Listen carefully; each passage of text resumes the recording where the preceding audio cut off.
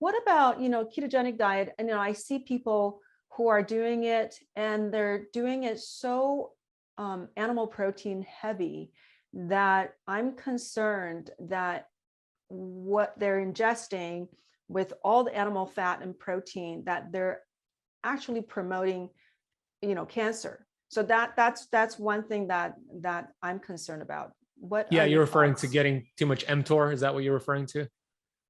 That's probably one of the mechanisms, but Yeah, me too. I mean, it could be a problem. So the balancing act, as you teach very well, is balancing mTOR with autophagy. To your point, if somebody is doing a heavy protein-rich diet on keto and they're not practicing intermittent fasting, they're not exercising, they're not getting these senolytics to stimulate autophagy, then it could be problematic. It could be leading to high IGF-1 levels and mTOR and growth, and it could be aging the person faster. Perfect example is a bodybuilder, right? Bodybuilders in general age faster because they're constantly mTOR, protein. So I like to balance it out with fasting and exercise to get more of the autophagy. I'm not so concerned with eating animal products if the animal products are quality animals. And I've done personal experiments with like a carnivore diet where I've done 40 days straight of carnivore, just animal fat and protein for 40 days. And I did a whole bunch of lab markers on day one. You'll find this interesting. So I did high sensitivity C-reactive protein. I did fibrinogen, homocysteine, A1C, full thyroid panel, everything, a lot of things. And then I did it again on day 40, and all of my panels improved. My C-reactive protein went from 1.1 to 0.5. My homocysteine went from like 8.2 to 6.2. My fibrinogen dropped, my A1C dropped, my insulin dropped, and I felt amazing.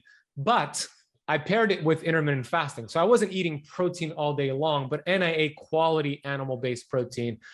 So I'm not too concerned with the quality of the protein, unless you're eating, dirty animals that haven't been treated right. But to your point, there needs to be a balancing act of protein, autophagy, and mTOR.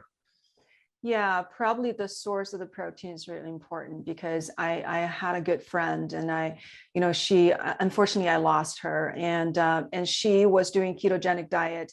She was so happy about it because she lost 30 pounds, but I was concerned with just how little plant, I guess, plant source of her what she was eating. And maybe, all the cheese, all the processed meat, and, everything she seemed to put in her body, I think it ended up promoting tumor that was in her body. So eventually, even though she was feeling amazing, but I think she was lacking important nutrients from, and then probably also putting in some certain toxins from the protein source. Yeah, I'm sorry to hear that about your friend. And, there's not one way to do keto. Unfortunately, there's so many ways. So anytime that I teach keto, it's from the view of health, not weight loss. I don't teach it as a weight loss tool. And a lot of people, unfortunately, who do keto, they're doing a lot of cheese, a lot of processed meats. They're doing a lot of grain-fed meat as well. And even worse than all of that, they're doing a lot of these vegetable oils, these polyunsaturated fats, which really could create inflammation and a buildup of a free radical 4-HNE. And they're all keto friendly. So I'm always explaining we want to avoid the rancid fats and eat quality fats and the right protein from the right source and the right amount, and balance it out with fasting. And we preach heavily on green leafy vegetables and getting in your potassium, magnesium, the bitter, supporting the liver.